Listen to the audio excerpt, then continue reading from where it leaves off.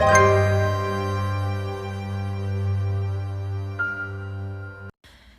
everyone, welcome back to the Hidden in the Thrones podcast, the show where I read the Game of Thrones books for the first time and give you my genuine reaction to the tale's events. I'm your host, Gushel Mike, creator and host for this podcast and first-time Game of Thrones reader. This is episode 7, lucky number 7, and I am quite literally dragging myself towards this. Like, y'all are my friends, so I can be honest with you. I have not read and noted anything else in Game of Thrones since the last place that I stopped, and I can't honestly say where's the last place that I stopped. So I planned this episode and I haven't read anything further. I'm literally depending on old notes and determination, just because I know the statistic goes most podcasts don't make it past like 10 episodes. At this point, I'm determined to smash past that while launching other podcasts and having fun. Yes, peeps, I'm putting more pressure on myself, even though I'm barely juggling this initial podcast, but I want to do other things, and it's not that I'm, but I don't make it. You know what? Listen. At this point, I just refuse to be beaten. Know that I'm neck deep in this, even though I'm struggling to figure out how I can make this podcast more appealing and more fun to you guys. Because I do worry about being boring a lot. And I do worry about, just talking you off and that my content is not. And I've only just started and I'm already worried that my content isn't good enough and that you guys are already bored and all of that jazz. But I mean, obviously what would help is if you guys would just like talk back to me, and God, this is really, really sad. But if I get your feedback so that you guys let me know if this is working or if it's not working, or if I'm boring you out of your minds, if this is actually stuff that you want to hear, I think that would kind of like help. But I'm also at the same time, I hope y'all are not hearing my mouth noises because I don't have a pop stand. I'm so sidelining, but I do have a pop filter right now, and I'm just hoping that you guys don't hear my pop sounds. But anyway, the point is, I'm trying to make this trying to add segments and make stuff more exciting, which is why I have these long little rambling talks before I get into my little opinion or whatever, because I refuse to let this podcast become a statistic. Right? I just absolutely refuse. I will not stop at 10. I'm going to continue this, and this is going to be a thing, and I'm going to bring it and make it a thing, whether it's kicking and dragging and screaming or whatever the case is. What I will say is that I don't help matters, because I should have been recording over 1 million episodes before I go back out to work in about 7 days, right? Because my vacation ends sometime this week.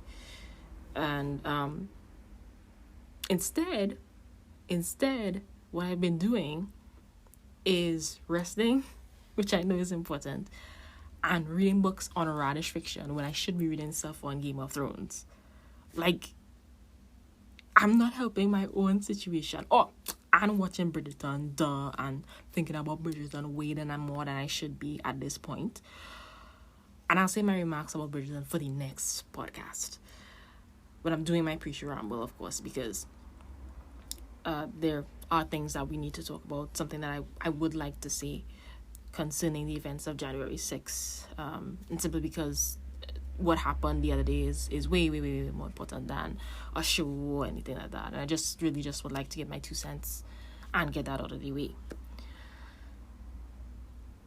But just know, if you are used to listening and you're used to patronizing without me having to tell you, I plan to make some changes. Hopefully it'll be good changes. I might have to make some hard decisions, none of which include stopping this podcast. I may slow things down, but and when I say slow things down, it means that I may either read more chapters and then bring a longer discussion, or nothing may change at all. We'll have to see how it goes. Whatever it is, I will work it out, and I hope that you guys stick around to see where this podcast goes. Right, on to even more depressing news. So, unless you've been living under a mountain, we all know of the horrendous events that took place in the United States on Wednesday, January the 6th, 2021. I'm going to try to not beat around the bush on this. What I saw absolutely disgusted me, but it also didn't. And I'll probably get back to the didn't before the end. But it's so funny to me that a country, or more specifically, an administration that in the past, and in the quite recent past at that, y'all know I have my ambiances, right? But I'm going to try to stay on track because this is really important, and I feel like I just need to say this, otherwise it'll just stick in my throat. So, an administration that in the past was so hard up. It's so funny that an administration that was so hard up and adamant about democracy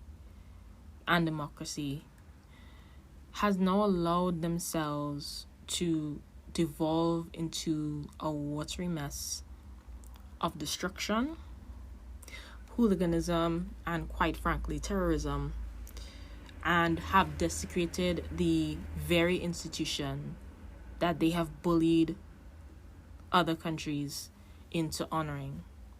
And if you're not sure how that has happened, you can just quietly go and ask Venezuela, Haiti, Cuba, and Grenada. Grenada may be a bit older. Haiti may also be a bit older.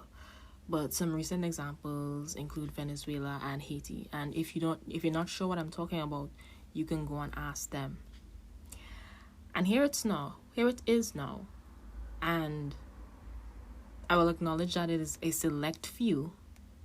But here it is, a number of people who in support of the institution of democracy and who were in support of undermining other people's democracies around the world are now undermining their own democracy just because their preferred candidate was not chosen to be the next leader, quote unquote, leader of the free world.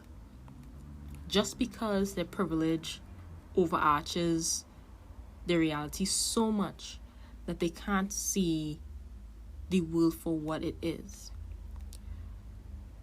They can't see that right-thinking citizens have sent them a message. And that is the majority of American personnel. There's so many other things to see, but I can't talk about each and every one of them individually because I'm trying to keep the podcast in 30 minutes. And if I go to speak about everything, it's gonna be too long, and I don't want it to be entirely too long. What I will say is this. I am absolutely disgusted by the display of Donald Trump's empathizers, and I am ashamed as a human being that we have allowed stupid things like party differences and disagreements on policy to divide us. Most of all, I'm disgusted at the blatant display of white privilege after years of denial of its existence and years of gaslighting persons of color as to its existence. Because what you saw on Capitol Hill was pure white privilege. If they had been Black Lives Matter protesters, if they had been African American people, if they had been immigrants, if they had been other persons of color, Asian Indian, you name it, each and every one of those persons that would have at least tried to storm up to Capitol Hill would have been dead. Or at least a lot of them would have been dead. And that is on facts. There's no denying the blatant racism that is blanketing America and its systems after the events of January 6th. None. Especially after there is evidence of one of the persons that went up to Capitol Hill on tape saying, quote, they're not, or I'm not going to say that quote because these aren't her direct words, but it's like, so I'm going to paraphrase. But she said, essentially, they're not supposed to be shooting at us. They're supposed to be shooting Black Lives Matter. They're not supposed to be shooting at us. They're supposed to be shooting at Black Lives Matter.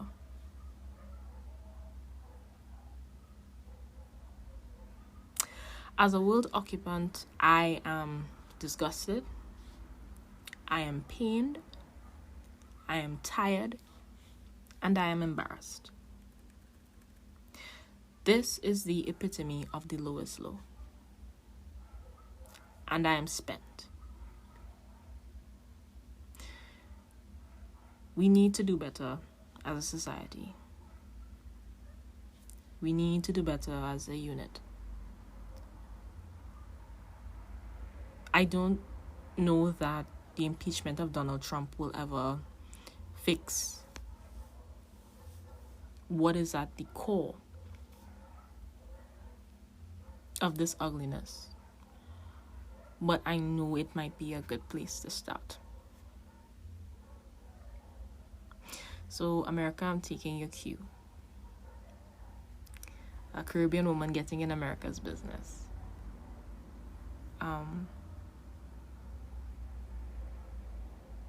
Do better.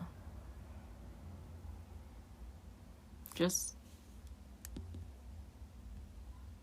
do better.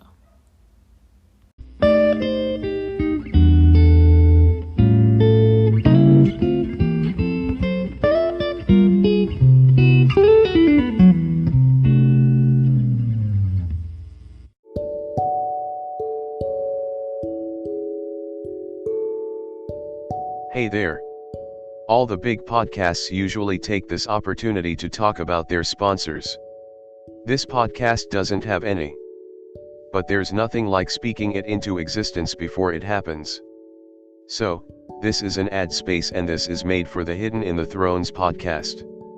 Now on Google Podcasts, Spotify, Pocket Casts, Breaker, Radio Public, and Anchor.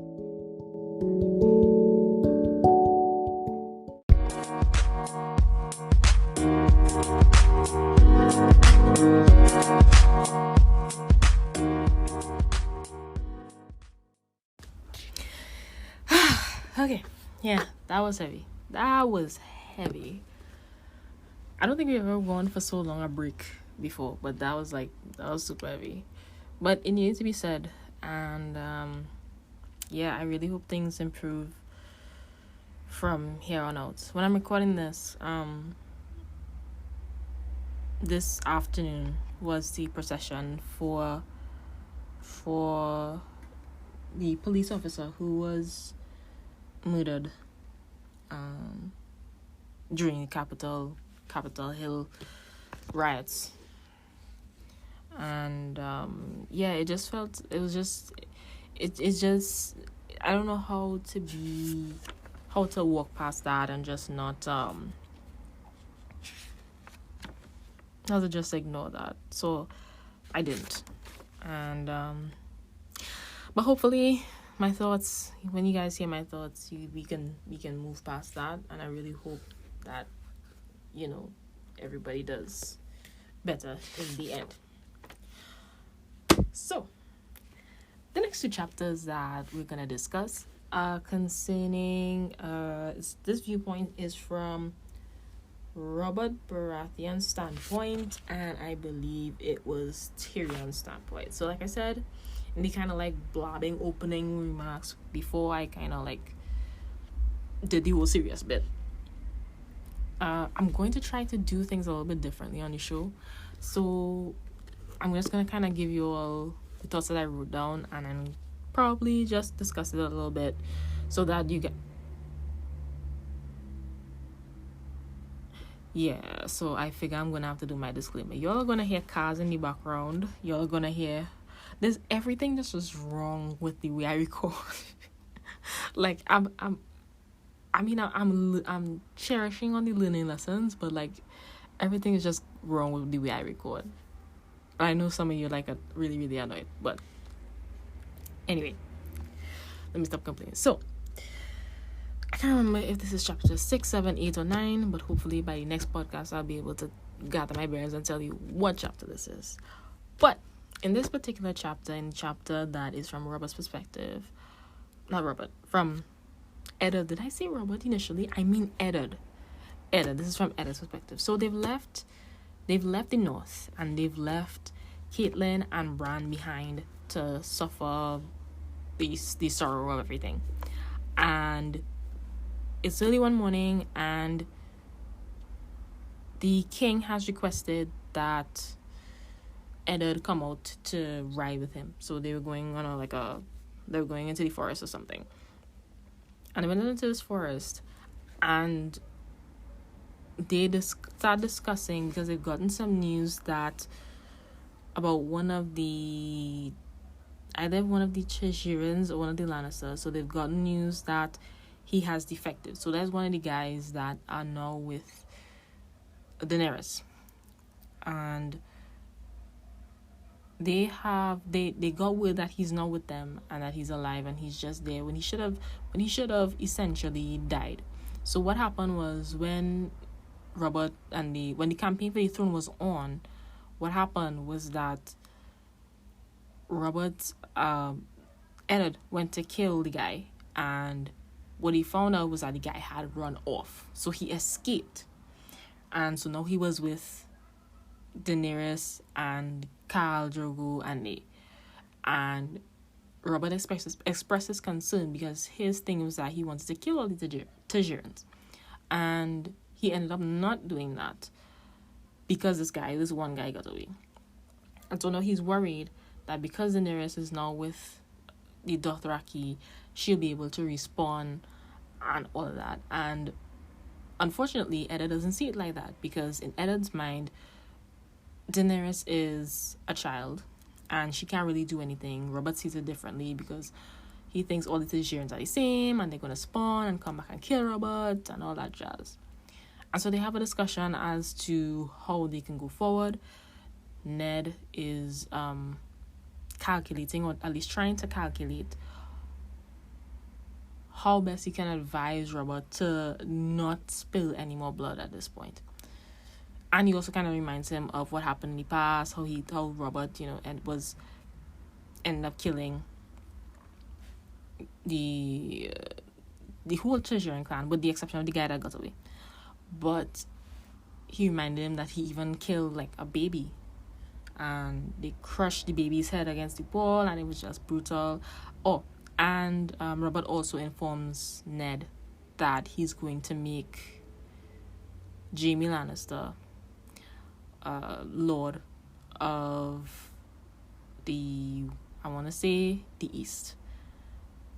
Wherever Jon Arryn was, he wanted him, and where Jon's son can quote unquote pick up, he wanted him to make him Lord of over there. The issue with that is that Jaime's father is already Lord of the West. So I can be mixing up the directional parts, but the Lannisters already are quote unquote in control of one of those things.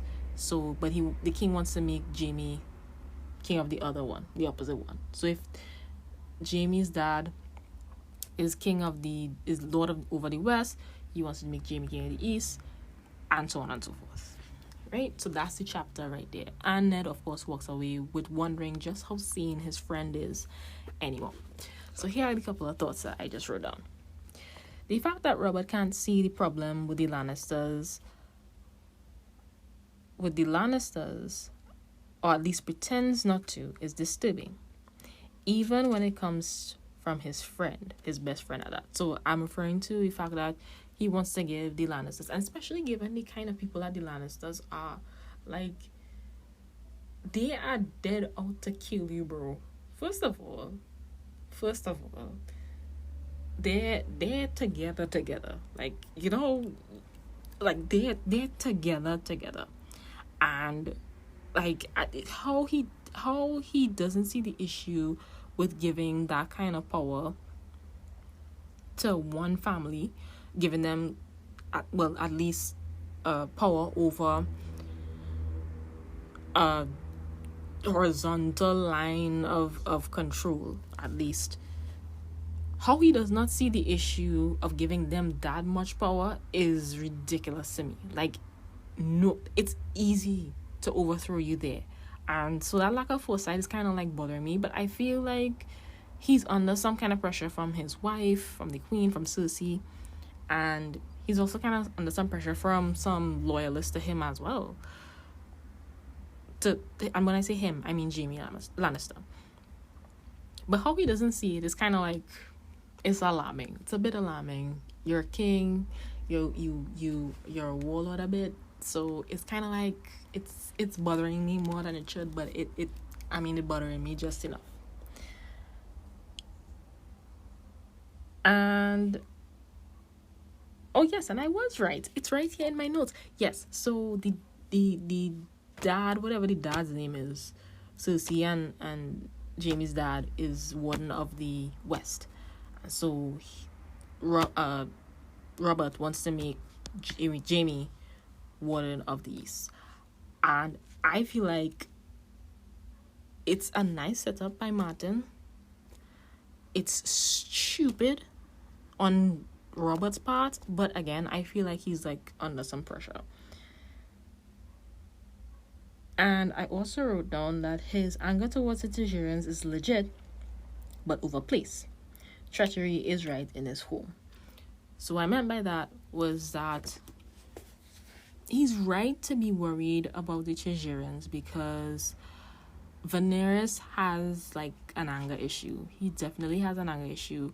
And I mean, I feel like with enough, if Daenerys was a lot more humble, he would have been able to rally up enough troops from in the Dothraki to do what it is he needed to do.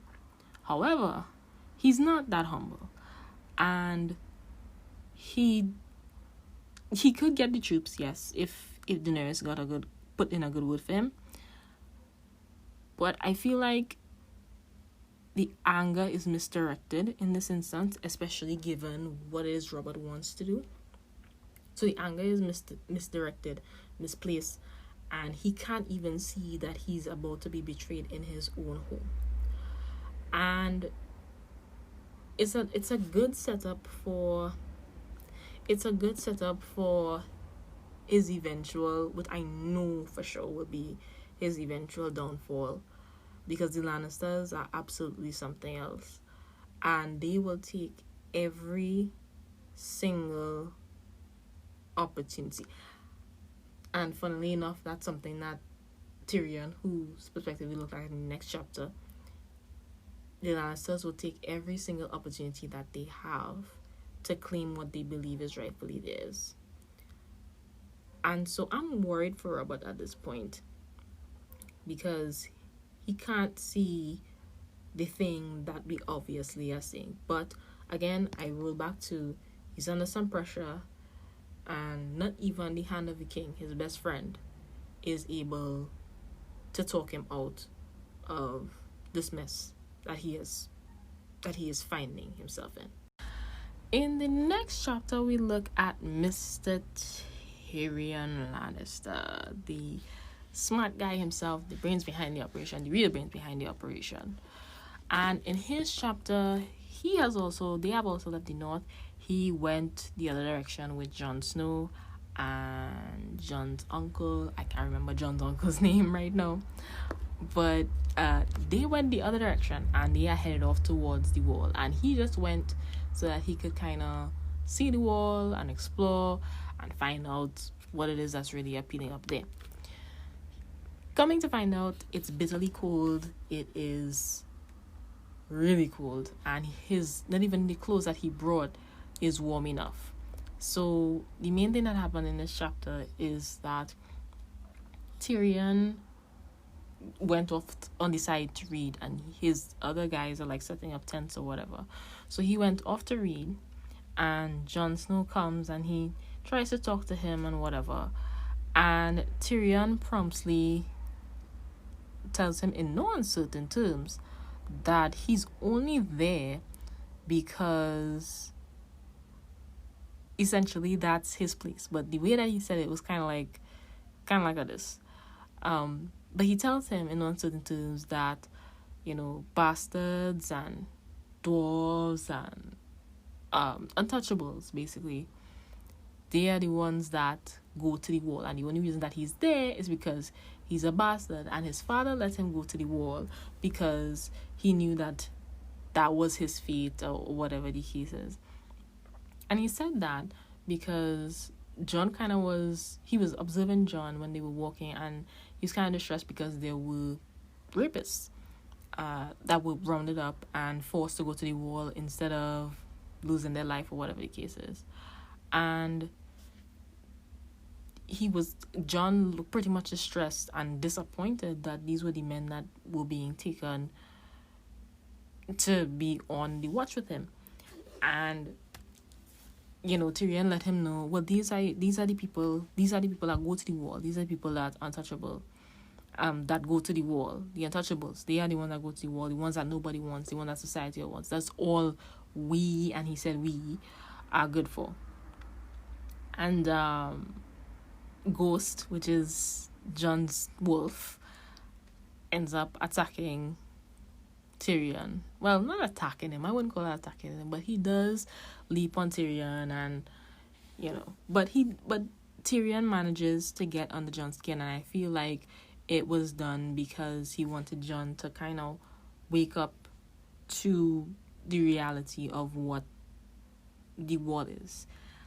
I felt like it was done to kind of get Jon to understand,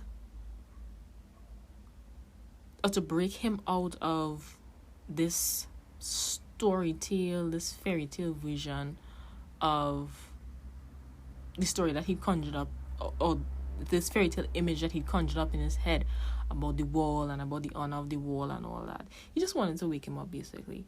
And I mean, he did a pretty good job. He got Jon angry enough to at least get him, thinking about what his real place was on the wall and everything.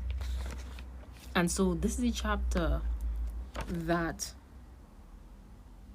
he says the Lannisters took what was offered. And,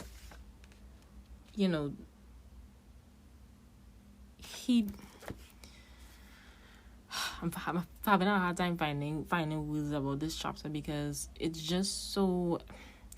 The main thing for me, I'm so caught up in the idea of deciding whether or not... Well, no, I think I kind of came to a decision already. Tyrion is so smart that he doesn't just rile people up, or he doesn't do anything in a void. So, quite obviously, this had to be done out of, I guess, an attempt to wake Jon up from something. Because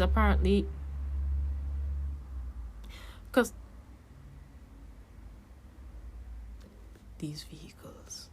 Anyway. So, I've kind of just been trying to think about all week why, to kind of pinpoint.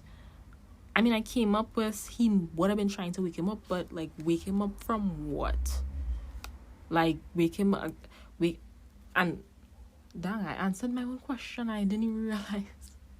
Or at least I think I did. So I guess I'm obsessed by the whole point of him goading Jon, because he seemed to like Jon so much, and for him to just go about goading Jon now it's kind of intriguing, and it's kind of like stumping me right now.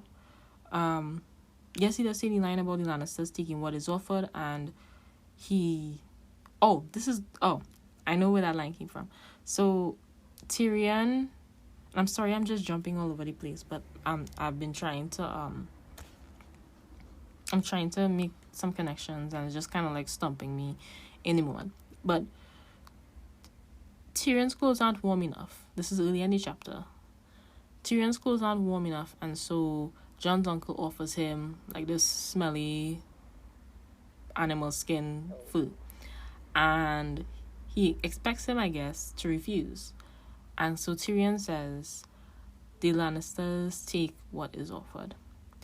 And that is kind of dangerous, and it's scary, and it's good. It's scary and good at the same time, and it's so true of what the Lannisters stand for. And I so wish that Robert was there to hear that, because it would save him a whole lot of danger. But let me stay on the point with Tyrion and Robert. So he riles him up, and before he seems to like Jon so much, and then all of a sudden he turns off and he's like this. He's goading him. I guess at the end of the day, he wants to wake Tyrion wants to wake Jon up to whatever reality that is about to be the wall, or the realities of being a man, or to not hold on to any perceptions or these fairy tale perceptions that he will have of the wall. And I think that's just Tyrion trying to get him to be mature and to become more of a man, because that's the only real reason I can think of him deciding to goad Jon like that. That's the only real thing that I can think about. But if you guys have a different notion and you're reading the book along with me, or you kind of read the book and you just have a different thought process, let me know. Leave me a voice note. Leave me a tweet. We will talk about the information just now, but you guys can feel free to have a conversation with me. Right. So those are the two chapters that I have information on right now, and that of course means that this is where the show has to end. But before we end, I have to give you all my information first. You guys can feel free to talk to me either via voice message on this Anchor app. The link is attached to the app, and you can tell me what you think of the chapters, of my analysis of the show itself. You can leave me a voice note here, or you can contact me on one of two what do you call those handles? Yeah, so you can use one of these two handles at MSMIKE772. That's MSMIKE772, Miss Mike 772, and at Turbulent Book W1 on Twitter. You guys can leave me your tweets, leave me your thoughts, your opinions on the show, on the chapters, on the various characters. No spoilers, please. But for now, I'm going to wrap it up here because the show is already pretty long. I think I probably went over the half an hour, even though I said I wasn't going to go over the half an hour. Hopefully when I edit, it's not half an hour long. But thank you so much for listening. I appreciate your company today and every single day. Make sure you follow me. Make sure you follow the podcast. And leave me a great review on Apple Podcast. I'm not on Apple yet. And it's weird that I'm not on Apple yet. Usually Apple is one of the first that, launches the podcast. But anyway, make sure you give me a good review, at least on Google Podcasts. Make sure you leave me reviews on wherever you get your podcast. Leave me a good review, follow the podcast, and share it with your friends. I love you so much for being here with me today. Thank you again. I appreciate your company today and every day. And I will see you the next time. Stay safe. Stay focused. You guys, I'm gone.